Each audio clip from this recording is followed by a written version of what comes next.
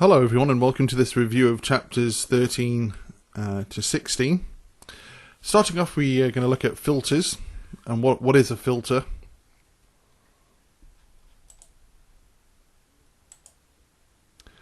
Well, really there's only four types of filter that you need to be aware of. The first one is the low pass filter, and really the nice thing about this is it does exactly as the name suggests, in that it allows low frequencies to pass through it, but high frequencies are attenuated or blocked. Now, how this device works is you use a combination of an inductor and a capacitor. So the inductor here is going to block high frequencies, so the higher and higher in frequency you have, the greater this blocking effect occurs. But any high frequencies that do go through, well, they'd much rather go through the capacitor. So remember, a capacitor has a low reactance to high frequencies, so higher frequencies, any higher frequencies that happen to get through here will still pass through here and rather go to your output, whatever it may be. You'll often see the low pass filter is the very last thing on a transceiver, and the reason why they're there is they're often used to remove any kind of harmonics that you may be transmitting. So for example, if you have a crystal oscillator, well, your crystal may oscillate at 7 MHz, but may also produce harmonics of integer values higher than the 7 MHz frequency. So you may also be transmitting 14 and 21 and 28 MHz as well. So by using a low pass filter, effectively you can block out these harmonics. A high pass filter is basically completely the opposite, in that you have a capacitor, okay, from the input, whatever your input happens to be. The capacitor will allow high frequencies to go through, but it will block low frequencies. And again, here you've got an inductor, and the inductor will, again, well, it will block any high frequencies, allowing the high frequencies to leave where they're supposed to, and any lower frequencies that happen to have got through the capacitor will also be passed through the inductor and background, rather than going to the output here. Well, a band pass filter, it does really exactly what it says, in that it allows a slither of frequencies between two points to go through, whilst blocking the frequencies above and below this band that you're interested in. And really they're made from a combination of low and high pass filters together. A crystal filter is an example of a bandpass filter. They have incredibly high Q values, up to maybe a few million. Okay, remember Q, it has no units, but it's really telling you how thin the bandwidth of this filter is. So a crystal filter will allow only a very, very few frequencies to pass through it. The one disadvantage, unfortunately, to a crystal filter is their frequency cannot be changed. And finally, of the four filters that you guys need to be aware of is what we call the band stop filter. And a band stop filter, really, it allows all frequencies to go through it, high and low, except for a specific grouping of frequencies. Now, where these are often used is in what we call antenna traps. So the length of an antenna is often half the wavelength of the radio wave that you're interested in. But say if you wanted to use an antenna for two different bands, well, you could use something called an antenna trap, where the trap would be designed to resonate at the frequency that you wanted to stop. So in this case, the 10 meter band is around 28 megahertz. So you design your traps here to stop frequencies around 28 megahertz from passing through. Okay, whereas the 20 meter band, which is around 14 megahertz, would just pass through as if the trap isn't there. Okay, next chapter that we're going to review is the transformer. So what is a transformer? Well, effectively a block of iron, in fact the laminated sheets of iron in a ring, and you have two sets of coils, or two or more sets of coils around them. you have the primary coil on the left hand side and the secondary coil on the right hand side. Now, a transformer, what's its purpose, what's its job? They used to change the voltage, okay, and in doing so, change the current of alternating current. They don't work with direct current, and I'll explain why. How a transformer works is that whenever you have an electrical current passing through a wire, it generates a magnetic field. Now, the fact that the iron, the wiring is surrounding the iron, the magnetic field can be passed along to a secondary wire, where that magnetic field will induce electrons to move inside the secondary windings here. So you can have a voltage coming in, okay, and then by reducing the number of turnings, you can actually reduce the voltage coming out.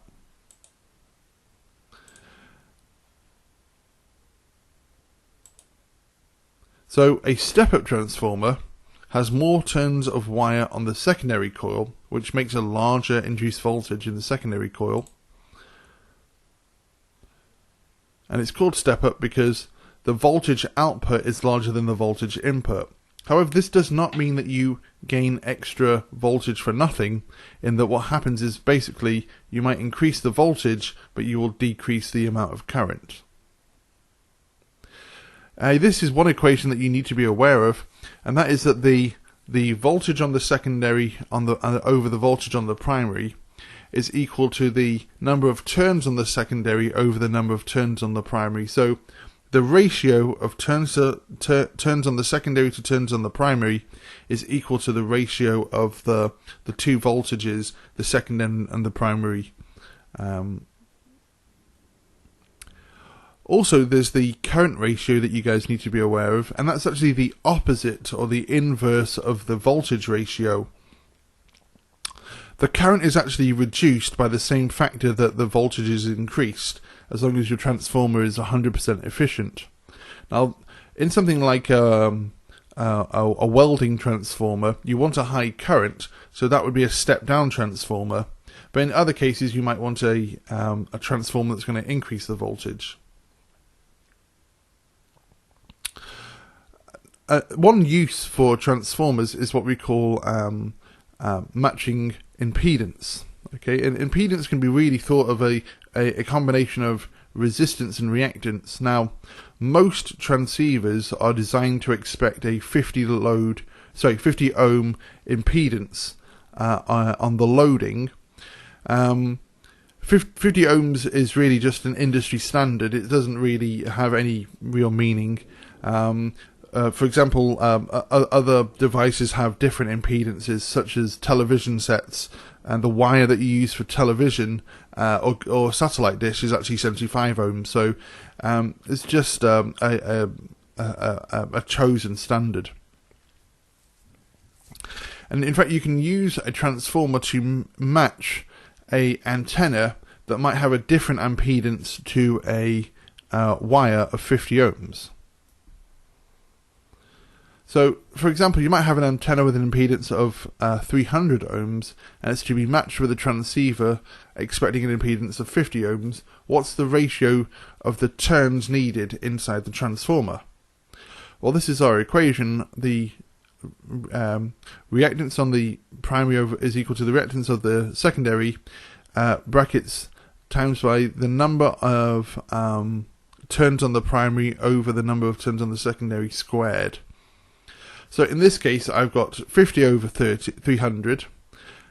So we're going to move the 300 over to the other side. So 50 divided by 300 is equal to NP over NS. Square root both sides, and you get 1 over 6, the root of 1 over 6, which is basically a 1 to 2.4 ratio. Now, you obviously want to use one coil to 2.4. You might use 10 to 24 or 100 to 240. Okay, chapter 5, we had a look at conductors and the diode. Now, what is a semiconductor? Well, they have properties basically in between conductors and insulators. And two known semiconductors are silicon and germanium. Germanium is not used as much as silicon. because silicon is so widely available. On the left hand side you can see a crystal of silicon that's been grown from a seed crystal at the very top and slowly drawn out into this large cylinder that will be sliced up, used to make components. Now, why is silicon so useful? Well, we can actually do something called the doping of the silicon crystal, and that's really adding impurities to it to change the behavior of the material. So if you have an array of silicon atoms, normally the outer shell of silicon has 4 electrons, and with its neighbouring silicon atoms, it can gain an outer shell through covalent bonding of 8 electrons, so it's perfectly happy. But what you can do is, if you introduce phosphorus has 1 more electron in its outer shell, you end up with an additional electron that can move throughout the crystal. It isn't actually bonded to the phosphorus. It's perfectly happy to move throughout the crystal, okay? Or you can have a impurity such as boron added, and boron has 1 less electron than silicon, and therefore it leaves a hole. And again, this positive hole can move throughout the crystal, and that an electron can jump from 1 silicon atom into the hole, and effectively making the hole move throughout the crystal.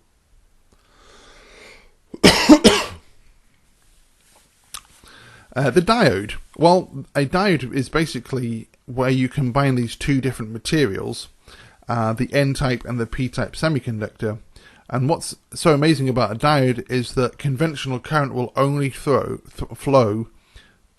in one direction. Effectively, a diode is a one-way street for electrical current.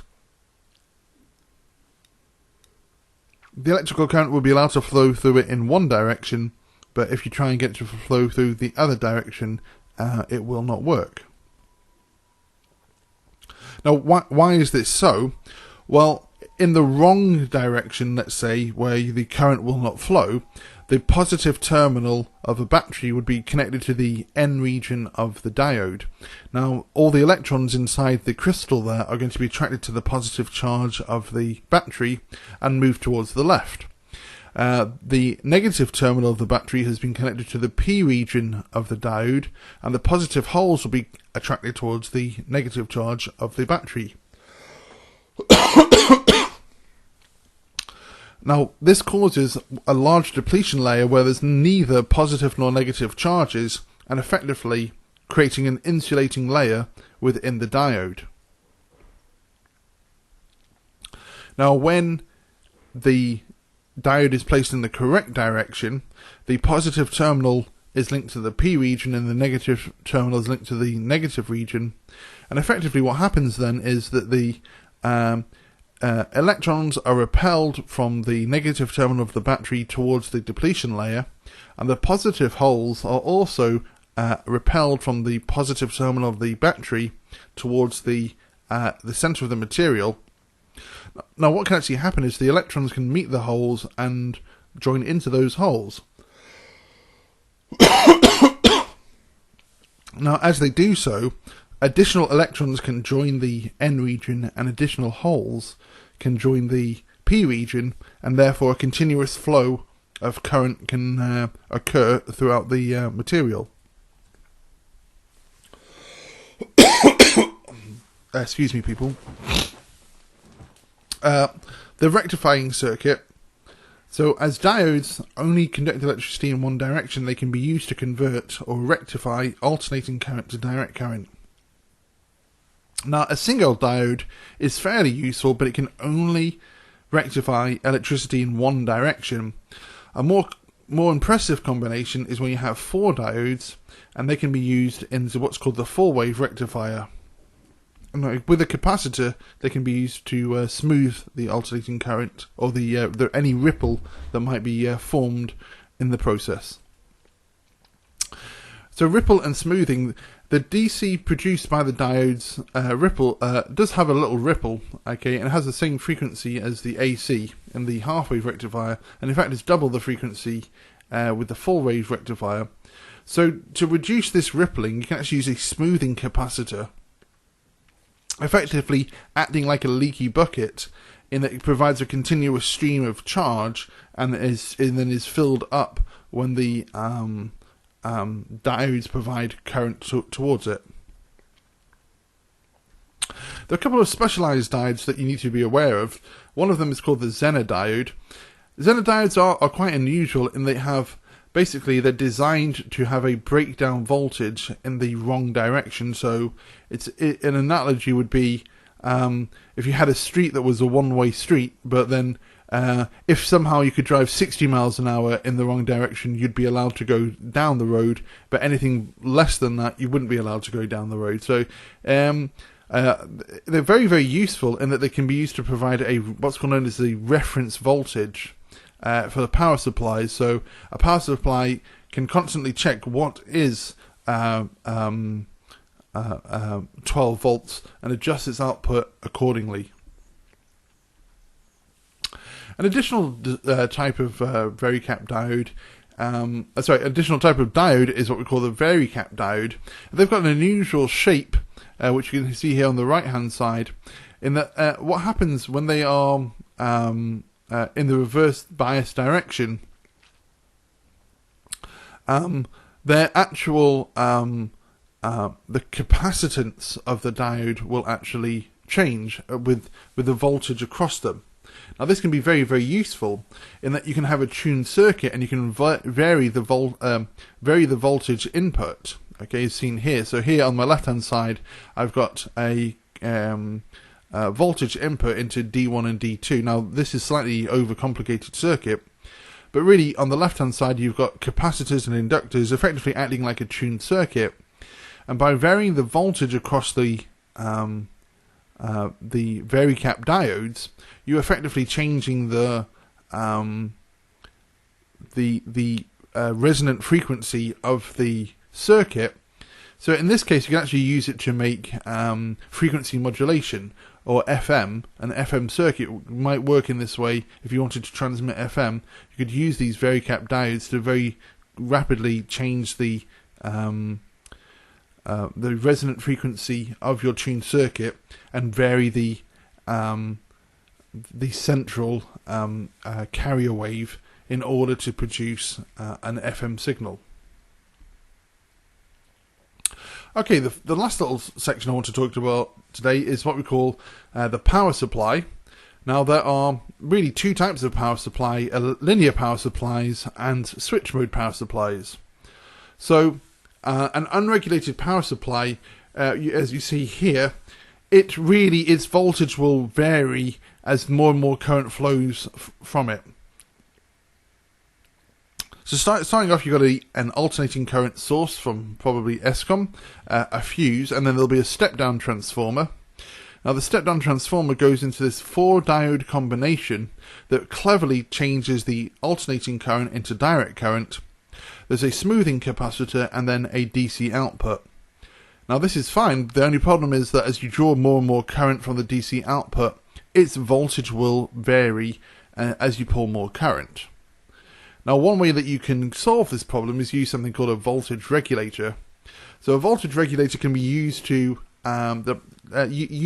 used with the power supply to rather produce a constant voltage output, such as 12 volts or 5 volts or 8 volts, whatever you really need. Now the alternative power supply is what's known as a switch mode power supply.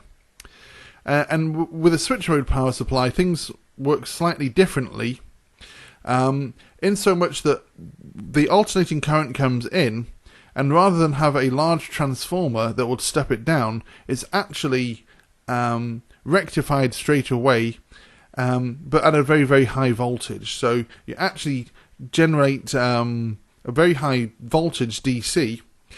Then what you have is something called, it's called a chopper, but really what it's doing is there's a transistor that rapidly turns on and off several kilohertz, okay, and then that signal goes to an output transformer. Now, why would you reverse the process compared to a linear power supply? Well, using this method, your transformer can be much, much, much smaller. Smaller means cheaper, and it means also lighter.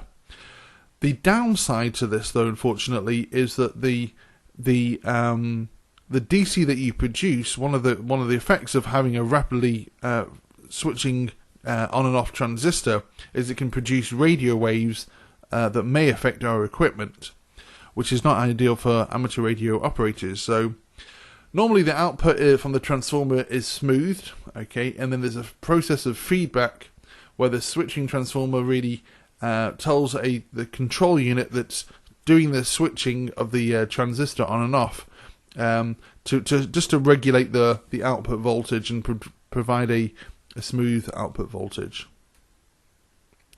Okay, so just going back to, well, the advantages of a switch mode power supply is that they are physically lighter than a linear power supply and they're more efficient than a linear power supply. But the disadvantage is that it can produce a large amount of radio interference. However, specific power supplies that are designed for amateur radio use, if you do have noise on a specific frequency, you can they come with their own tuning, so you can adjust the frequency that the switching occurs at, and therefore effectively move the noise away from the signal that you are interested in. Okay, guys, I hope that's been useful and a bit of a recap of what we did last week.